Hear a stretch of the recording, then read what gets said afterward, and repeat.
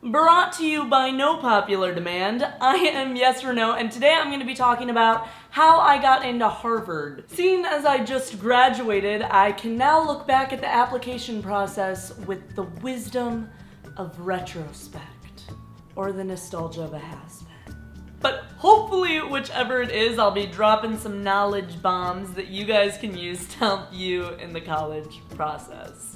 Let's get it started and hot. So I want to start by talking about the application process. At my school, basically every guidance counselor and their mother was telling us that when we applied to schools, we should think of the application process as like a triangle of sorts. Meaning, most of the schools you apply to should be safety schools, some of the schools should be reach schools, and then like maybe one at the very top of the pyramid should be your dream school. But I thought that was horrible advice, right?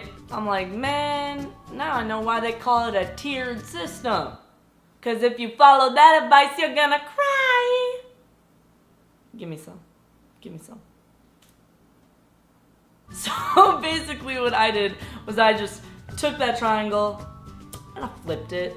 Flip it real good. I ended up applying to 5 dream schools, 2 reach schools, and only 1 safety school. Now, I started writing my applications for these schools ASAP CO, right? As soon as prompts came out, I was on it. When I started writing essays, I 100% used my family as a resource. I figured my 56-year-old parents and 29-year-old sister knew a little bit more about grammar than my overinflated big fish, small pond ego did. Boy, was I right. So I'd recommend, no hesitation, if you are starting writing essays, get somebody to run your essay by. Do it. Even authors have editors. Even J.K. Rowling. Now back to the fun parts. Let's talk about the classes I took. Starting with math, because I love math. What can I say? I'm a hopeless romantic. Math is the language of the world. It's the language of love. Everyone thought it's French? No, it's math. So by senior year, I loved math so much that I was taking multivariable calculus at Otterbein College. I was also taking science classes at Ohio State University through a STEM program I was in. So basically, even before I was in college, I was in college. My school didn't offer any IB, any International Baccalaureate programs, but we did have a ton of advanced placement courses. You guys, I don't think you get it. Advanced placement classes were like Pokemon to me. I had to catch them all. So by the end of senior year, I had taken AP Lit, AP History, AP Gov, like AP Calc AB, ABC, as easy as 1, 2, 3. But what I found out was that those classes were not actually as easy as ABC and 1, 2, 3. In fact, they were quite difficult. I actually ended up getting a mix of 4s and 5s on the AP test, and I might have actually gotten a 3 as well, but I can't remember because I blocked that out. And as long as we are on the topic of grades, why don't we roll on over into the GPA and SAT ACT scores? Oh, a transition so smooth, I can't believe it's not butter. I can.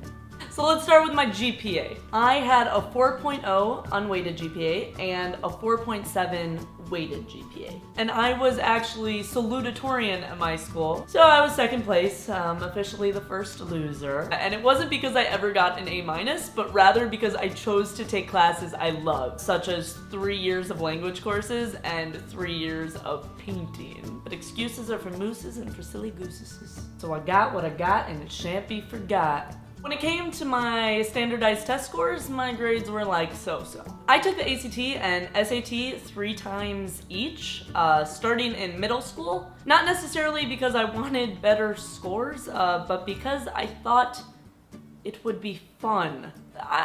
You guys, if it's not clear that I'm a dork by now, it's never gonna be clear. I never really studied for the ACT and SAT because I kind of thought that like life was my preparation for the test. That's probably why I didn't get a perfect. on either of them. I think I ended up with like a 33 on the ACT and a 20/40 on the SAT. So my best advice for if you actually want to do well on those tests, don't do what I did. Don't start studying a week or two before and only use free online materials to help you study. Don't do that. Buy the ACT and SAT books, buy the flashcards, and start studying like a month or two in advance. Make like Shia LaBeouf and just do it!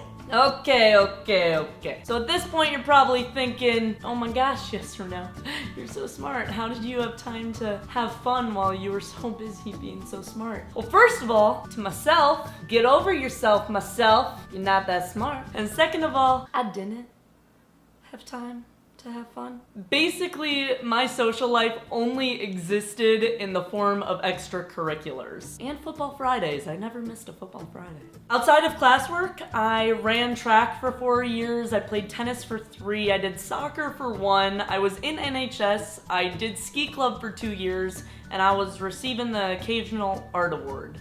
Voila di freaking da. And I did these things genuinely because I liked them, except for NHS and ski club. I did the former because it was what people did, and I did the latter because I had a crush on a boy. No, but honestly, guys, I loved what I did, and so what I did with heart.